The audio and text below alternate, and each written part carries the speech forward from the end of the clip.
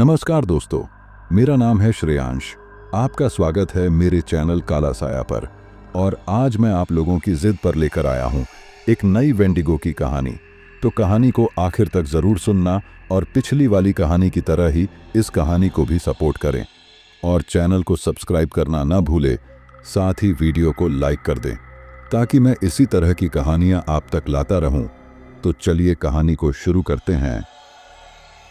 नमस्कार दोस्तों, मेरा नाम चंद्रभान चौहान है। मैं उत्तराखंड के पिथौरागढ़ जिले के एक छोटे से गांव में रहता हूं। मैं पहाड़ों में पला बढ़ा हूं, तो ठंड और जंगल मेरे लिए कोई नई चीज नहीं थी। पर शायद उस रात के बाद बर्फ और सन्नाटे से मुझे जिंदगी भर नफरत रहेगी।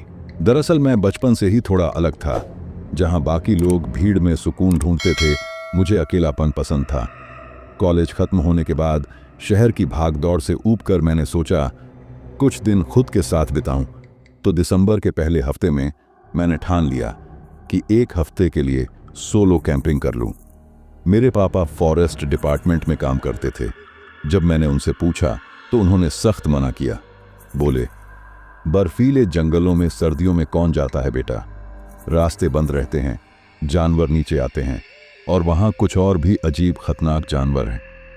मैंने उनकी बात हंसकर टाल दी, क्योंकि गांव के बड़े बुजुर्ग अक्सर एक पुराने किस्से का जिक्र करते थे, वेंडिगो नाम की किसी आत्मा का, जो इंसानों के मांस की भूख में पागल हो जाती है। मुझे लगा बस लोक कथाएं हैं, बच्चों को डराने वाली बातें, ताकि बच्चे जंगल की तरफ न जाएं। मैंने कैंपिंग के लिए तैयारी की। एक मजबूत टेंट लिया, गैस स्टोव, खाना, फर्स्ट एड किट और एक गोप्रो कैमरा जो मैं अपने यूट्यूब चैनल के लिए साथ रखता था। उस दिन 6 दिसंबर की सुबह मैंने घर से निकलते हुए बस इतना कहा कि मैं 2 दिन में लौट आऊँगा माँ, टेंशन मत लेना। माँ ने दरवाजे से पीछे मुड़कर देखा और बस एक ही बात बोली, अगर जंगल में सीटी जैसी आवाज़ सुनो तो पलटना मत, बस भाग जाना। मुझे तब ये बात मजाक लगी, लेकिन वो रास्ता लंबा था। मैंने अपनी बाइक बर्फ से ढकी सड़कों पर धीरे धीरे चलाते हुए शाम तक धारचूला रेंज के पास एक घने जंगल तक पहुंच गया। वो जगह एकदम सुनसान थी, दूर दूर तक कोई नहीं था। पेड़ों की शाखाओं पर जमी बर्फ हवा में गिरती तो ऐसा लगता मानो आसमान से राख बरस रही हो। मैंने एक साफ जगह देखकर टेंट लगाया। टेंट लगाने में मुझे करीब आधा घंटा लगा। फिर मैंने लकड़ियां इकट्ठी की और आग जलाई। वहां तापमान माइनस में था, पर उस सन्नाटे में कुछ अजीब था, जैसे हवा खुद सांस रोककर सुन रही हो। तभी उस सन्नाटे को तोड़ते हुए कहीं दूर किसी जानवर की चीख गूंजी, लेकिन वो सामान्य नहीं लगी। वो इंसान जैसी थी, मानो जैसे कोई इंसान दर्द में कराह रहा हो। मैंने कैमरा ऑन किया और बोलने लगा, तो दोस्तों, मैं अभी जंगल के बीच हूं और यहाँ का माहौल थोड़ा डरावना है, पर अभी सब ठीक है। लेकिन तभी आवाज कट गई। कैमरा अपने आप बंद हो गया। बैटरी पूरी थी, पर फिर भी मैंने सोचा ठंड से कोई गड़बड़ होगी। वापस टेंट में गया। रात के लगभग 9 बज रहे थे। आग बुझ चुकी थी, बाहर बर्फ पड़ रही थी और हवा में हल्की सीटी जैसी आवाज घुली हुई थी। पहले मुझे लगा ये हवा की वजह से है, पर जब मैंने गौर से सुना, वो आवाज जैसे कोई नाम पुकार रहा था, चंद्र भा न। वो आवाज को सुनकर मेरे गले में कुछ अटक गया। मैंने चुपचाप टॉर्च उठाई और टेंट की जिप खोली। बाहर कुछ नहीं था, सिवाय बर्फ में बने 2 बहुत बड़े पैरों के निशानों के। वो इंसानी पैरों की तरह थे, पर असामान्य रूप से लंबे और गहरे। वो मेरे टेंट के ठीक बाहर रुके थे। अब मुझे वहां कुछ अजीब लग रहा था, एक बहुत गहरा डर। उस रात मैं डर के मारे सारी रात टेंट में ही बैठा रहा।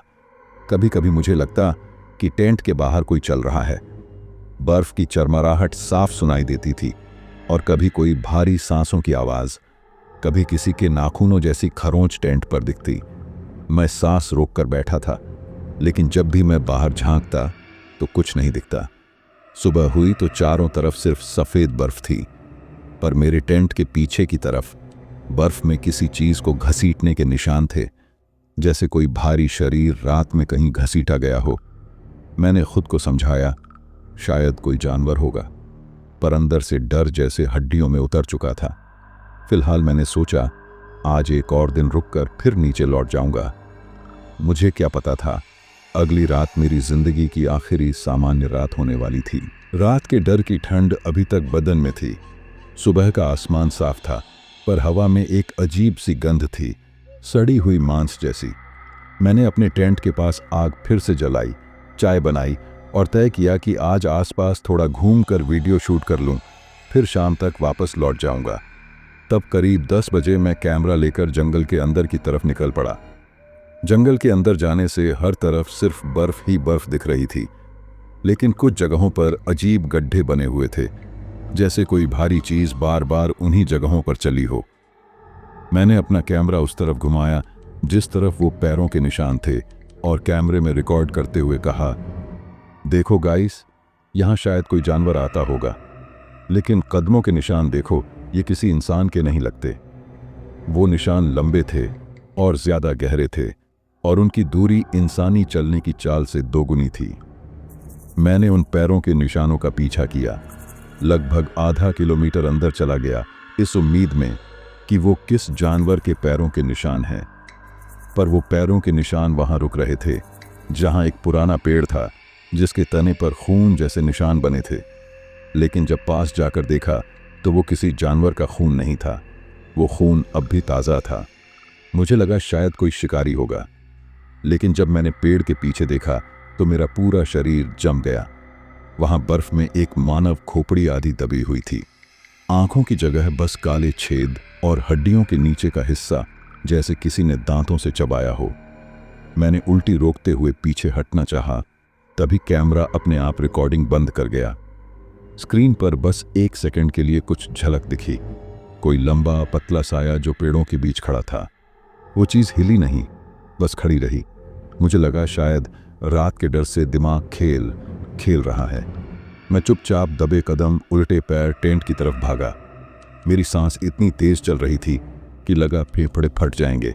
लेकिन जब वापस पहुंचा तो देखा टेंट की जिप खुली हुई थी।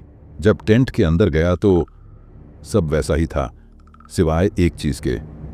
मेरे खाने के पैकेट फटे हुए थे और उन पर खून जैसे दाग थे। मैंने बिना समय गवाए फटाफट तुरंत बैग पैक किया और निकलने का सोचा, लेकिन तभी फिर वही आवाज गूंजी, जैसे कोई मेरा नाम पुकार रहा हो। इस बार वो आवाज साफ और पास थी। मैंने चारों तरफ देखा, पर कोई नहीं दिखा। जब मैंने पास जाकर देखा तो बर्फ पर दूर तक कुछ खून के धब्बे दिखे, जो जंगल के उस पार की तरफ जा रहे थे। वही मेरा दिल कह रहा था, भाग जाओ, पर दिमाग जिज्ञासा में फंसा हुआ था कि वो आखिर कौन सा जानवर है। मैं चुपचाप उन निशानों का पीछा करता हुआ आगे बढ़ा, लेकिन करीब आधा घंटा चला ही था कि हवा अचानक ठंडी हो गई। इतनी ठंडी कि सांस लेते ही फेफड़े दर्द करने लगे और आसपास का सन्नाटा इतना घना था कि अपनी धड़कनें भी सुनाई दे रही थीं। और तभी इसी बीच मैंने उसे देखा। वो जानवर कुत्ते जैसा पेड़ों के बीच कुछ खड़ा था, लंबा नहीं, बहुत लंबा, शायद 7 फुट से भी ज्यादा। उसका शरीर इंसानों की तरह था, 2 पैरों वाला, पर उसके शरीर की हड्डियां बाहर झांक रही थीं। उसके पूरे शरीर पर एक भी बाल नहीं थे, मानो जैसे सर्दियों कुछ कुत्तों के बाल स्किन इन्फेक्शन की वजह से झड़ जाते हैं, बिल्कुल वैसे ही इसके भी शरीर पर नहीं थे।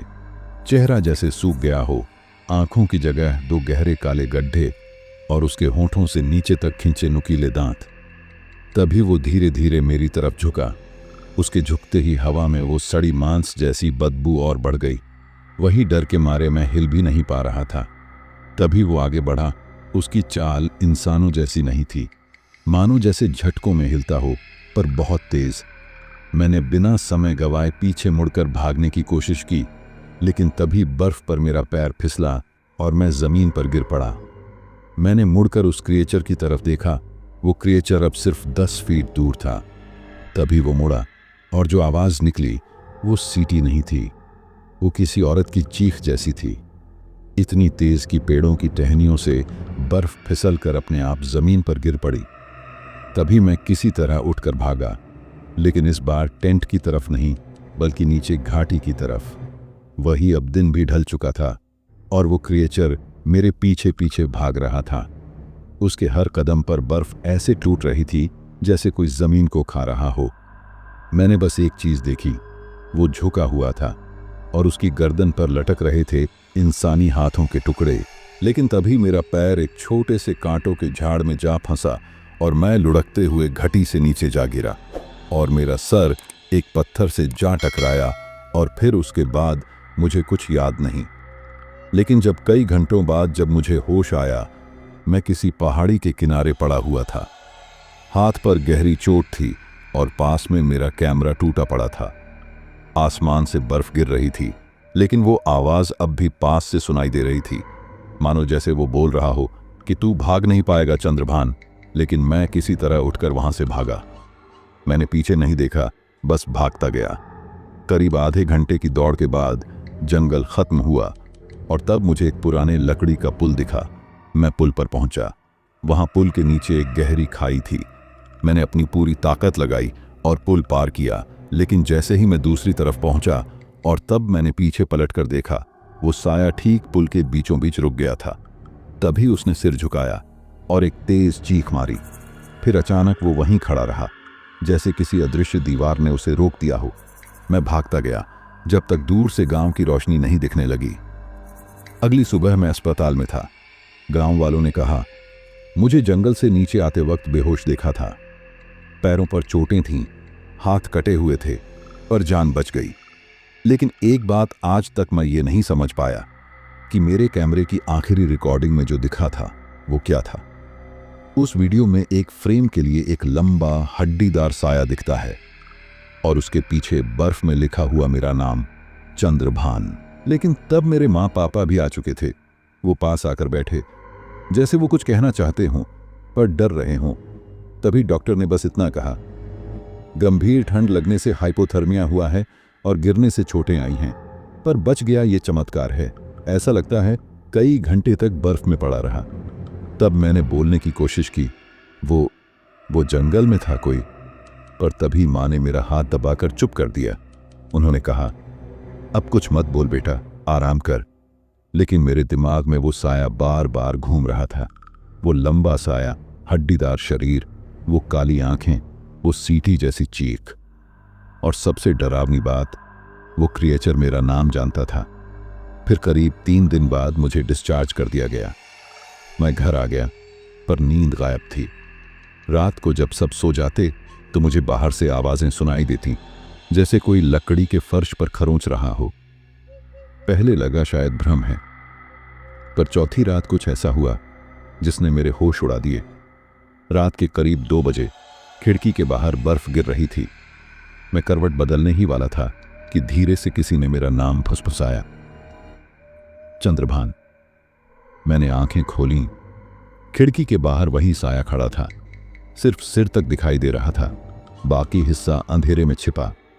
उसकी आंखें इस बार लाल थीं, जैसे अंगारे जल रहे हों। तभी मैंने चीखने की कोशिश की, पर आवाज गले में ही अटक गई। एक पल को लगा कि सपना देख रहा हूं, पर जब उसने शीशे पर अपनी उंगलियां खींची तो उसमें बर्फ की जगह खून का निशान रह गया। मैंने तुरंत कमरे का दरवाजा बंद किया, माँ पापा के कमरे में भागा। मेरे माँ पापा दोनों हड़बड़ा गए। वो दोनों बोले, क्या हुआ?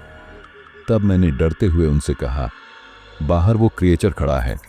लेकिन जब उन्होंने बाहर देखा तो कुछ नहीं था, बस बर्फ पर बने 2 बहुत गहरे निशान जो हमारे दरवाजे से जंगल की तरफ जा रहे थे। अगली सुबह होते ही पापा ने मुझे फॉरेस्ट ऑफिसर रघुनाथ सिंह के पास ले गए।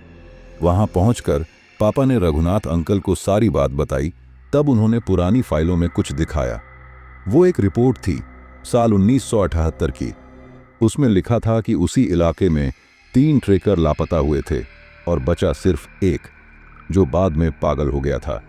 उसने बयान दिया था कि उसे किसी लंबे सड़े हुए आदमी ने पीछा उसका किया था, जो हवा में गंध और आवाज बनकर उसके साथ चलता था। और फिर रघुनाथ अंकल ने धीरे से कहा, लोग उसे वेंडिगो कहते हैं वो बर्फ में मरे हुए लोगों की आत्माओं से बना होता है। जो उसकी आवाज सुन लेता है, वो चाहे जहां भाग जाए, वो उसे ढूंढ ही लेता है। अब उनकी बात सुनकर मेरा गला सूख गया। तब मैंने घबराते हुए पूछा, तो क्या वो अब भी मेरे पीछे है? वो बोले, अगर उसने तुम्हारा नाम लिया है तो हाँ, वो तुम्हारे अंदर तक घुस चुका है। उसके बाद हम घर आ गए।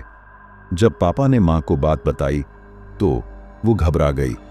वो बहुत ज्यादा डर रही थी। उस रात मैं फिर सो नहीं पाया। माँ पापा को लगता कि मैं शायद सदमे में हूं, पर मैं जानता था वो साया अब घर के बाहर नहीं, अंदर था। मैं जब भी आईने में देखता तो पीछे उसकी एक झलक मिलती, लेकिन पलटते ही कुछ नहीं मिलता। अब तो मेरे साथ अजीब अजीब घटनाएं भी होने लगी थीं। कभी कमरे में अचानक ठंडी हवा चल पड़ती, तो कभी टेबल पर रखे बर्तन अपने आप हिलने लग जाते। और फिर आखिर में वो दिन आया जिसने सब कुछ खत्म कर दिया। 12 दिसंबर की रात। बाहर बर्फबारी हो रही थी। मैंने सोचा टॉर्च लेकर एक बार देख लूं, शायद सब दिमाग का खेल है। लेकिन दरवाज़ा खोला तो चारों तरफ सिर्फ सफ़ेद बर्फ थी।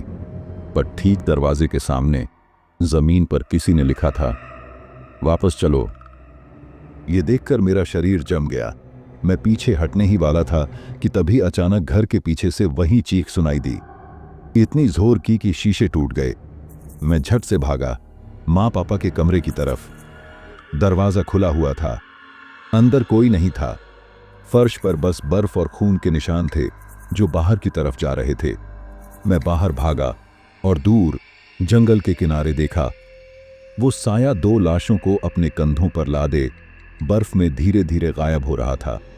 जब मैंने ये देखा तो मैं वहीं रोते हुए घुटनों के बल गिर पड़ा। मैंने अपने माँ पापा को हमेशा हमेशा के लिए खो दिया। उस रात मैंने कुछ नहीं किया, बस वहीं बैठा रहा जब तक सुबह नहीं हुई। फिर जब सुबह हुई तो गांव वालों ने मुझे उसी हालत में पाया। तो उनमें एक जो हमारा पड़ोसी, उसने पूछा क्या हुआ। तब मैंने रात की सारी घटना उन्हें रोते हुए बताई। मैंने उन्हें बताया कि वो आदमखोर जानवर मेरे माँ पापा को उठाकर ले गया। तब उन्होंने कुछ आदमियों के साथ जंगल में ढूंढा, पर माँ पापा का कोई पता नहीं चला। सिर्फ बर्फ में पड़े 2 लंबे निशान और हवा में वही आवाज थी, जैसे कोई कह रहा हो, अब तू अकेला नहीं है चंद्रभान। बस उस रात से मेरे अंदर एक आग ने जन्म ले लिया था, बदले की आग ने। आज भी जब मैं रात को आंख बंद करता हूं तो वो साया मेरे पीछे खड़ा दिखता है। और कभी कभी जब बर्फ गिरती है मुझे अपने कानों में वही सीटी सुनाई देती है, वेंडिगो। ये सिर्फ इस कहानी का पहला भाग था। मैंने ये भाग आपकी पसंद के लिए डाला है। इस कहानी का दूसरा भाग और भी इंटरेस्टिंग है, जहां वो लड़का अब उस वेंडिगो को मारने की कोशिश करेगा, वो भी टाइम ट्रैवल करके। अगर आप चाहते हैं कि मैं इस कहानी का दूसरा भाग लेकर आऊं तो कमेंट बॉक्स में ज़रूर बताएं। साथ ही अपना नाम और पता भी कमेंट कर दें, जिससे मैं आपका नाम हर सोमवार वाली वीडियो में ले सकूं। और अगर आपने चैनल को अभी तक सब्सक्राइब नहीं किया तो सब्सक्राइब कर लें, क्योंकि आपका ये छोटा सा सहयोग मेरे लिए बहुत ज़्यादा मायने रखता है और जिससे हमारी आगे आने वाली आप तक आसानी से पहुंच जाती है। दोस्तों, मेरे चैनल पर इसी तरह की और भी दिलचस्प कहानियां हैं, उन्हें भी जाकर ज़रूर सुनें। चलिए अब मैं उन लोगों का नाम लेता हूं जिन्होंने पिछली स्टोरी सुनकर अपना नाम और जगह बताई थी। तो सबसे है अनिकेत सोनकर कुंडा, प्रतापगढ़ से। रामकिशन भाई है मध्य प्रदेश से। मोनिका नायक है किसी गुमनाम जगह से। कृष्णा राजपूत है किसी गुमनाम जगह से। महेंद्र चौधरी है मध्य प्रदेश कटनी से। अनीता यादव हैं यूपी से। मोहित है मुसाबनी बंगाल से। उमा शर्मा है बेमेतरा छत्तीसगढ़ से। चंदन भाई है मध्य प्रदेश से। अजय कुमार राजस्थान से। प्रिया ठाकुर है मुजफ्फरपुर बिहार से। आलोकनाथ महतो है किसी गुमनाम जगह से। डॉक्टर DK बोरो है काठमांडू नेपाल से। कुलविंदर सिंह लुधियाना पंजाब से। राजू भाई है मुंबई से। पंकज मुलेठी है किसी गुमनाम जगह से। और सबसे लास्ट में श्रेया राजवंशी है मध्य प्रदेश कटनी से। तो दोस्तों, ये थे उन लोगों के नाम जिन्होंने पिछले स्टोरी को सुनकर अपना नाम और जगह बताई थी। इस साथ ही अगर किसी का भी नाम छूट गया तो वो इस वीडियो में कमेंट कर दें, उनका अगली वीडियो में ले लिया जाएगा। दोस्तों, मुझे और इस कहानी को यहाँ तक सुनने के लिए आपका धन्यवाद। मिलते हैं ऐसे ही किसी दूसरी कहानी पर।